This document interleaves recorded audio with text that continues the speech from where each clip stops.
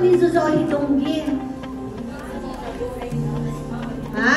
Dos tindahan di Riskilit? Ha? Uman controversial man karazo ang shabu? Ha? Ura tawas? Mo? Tawas. Okay. A white odorless, tawas-tawas lang. Ha? It can be sorted. What? No? Smoke oil.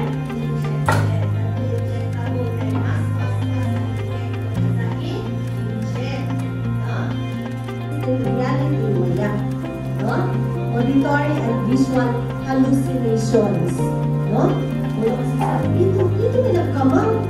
Oh, ito may nagkamang. Kaya lagi. Ito lagi. Makiklalis na daw sila. And septicemia or blood poisoning and convulsion with age. As I've said, dito sa needle na pagkamiton sa injectable. AIDS, HIV.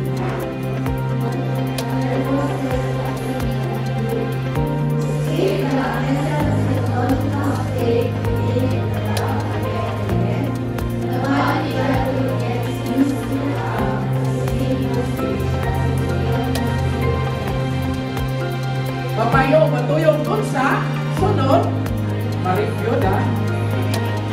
So, nagtungkod na kamo. Plus, ganahan na, kapayger. Kaya ganahan yun ta. Pero ako kabalo, mga pipila ka oras, wa na. Nakasting ang atong physical. Kung gusto, malunan na naman. Mao na magpatlit na food para taas. Para mahay. Batot pa nila ha, batot pa nila, malalaki. Para mga kwarta. Isimanin yun na siya sa tinuray ra. Mutana mo, kinsay na kitawag siya po. Make yun WhatsApp. Ako ra siguro, kabila siguro. Kitawag siya po. No? May mauna yung among pirmi. Dakaw, sabo na po. So, daghan namin nakita. Bulto-bulto na siya po ako na. Tulong kita di party dito, resort camp party dito. Makauling tagalas alauna alas 2. Kuha mo kay Bao. Requirements para ma-endorse kung may ibutang na ito ang atong kapatanggulan dito sa ating rehabilitation center. Ang pinakaduol yung diliga sa ating rehabilitation center is tuwa sa Agusan. Kanang atong regional rehabilitation center for the youth or ginagawa natin ang RRCY. Although na nabutang kita sa rehabilitation center, mga kapatanggulan, no? Piling lalin may butang sa rehabilitation center.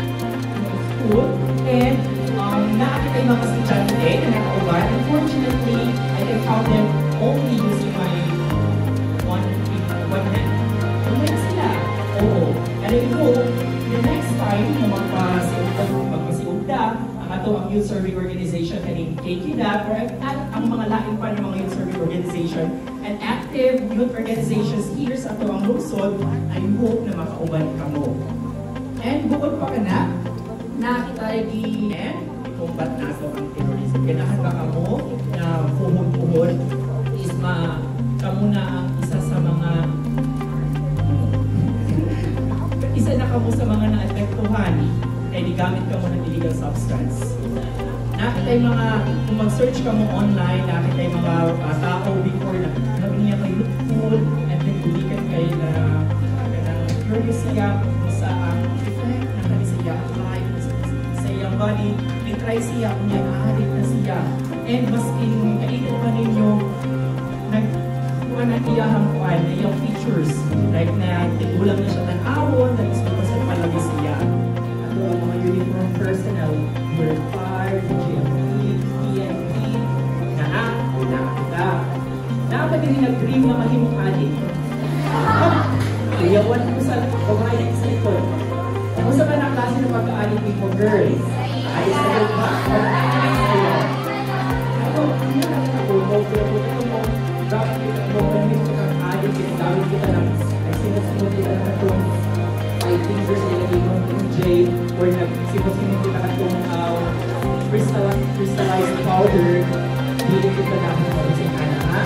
And I hope na kamo mismo, mahimong kamo ng good examples sa inyong mga barkada, sa inyong classmates, sa inyong friends, sa inyong mga isuod, and mahimo kamo good example sa ato ang community.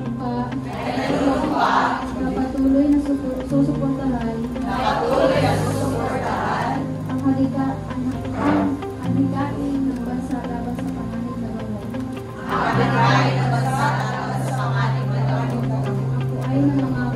Ako ay nangangong mabuti na halimbawa sa aking pamilya. Kaibigan katrabaho at kapwa. Ukol sa masamang bunga ng paggamit ng mapanganib na gamot. Ako ay makikilaho at manghihikayat sa mga advokasya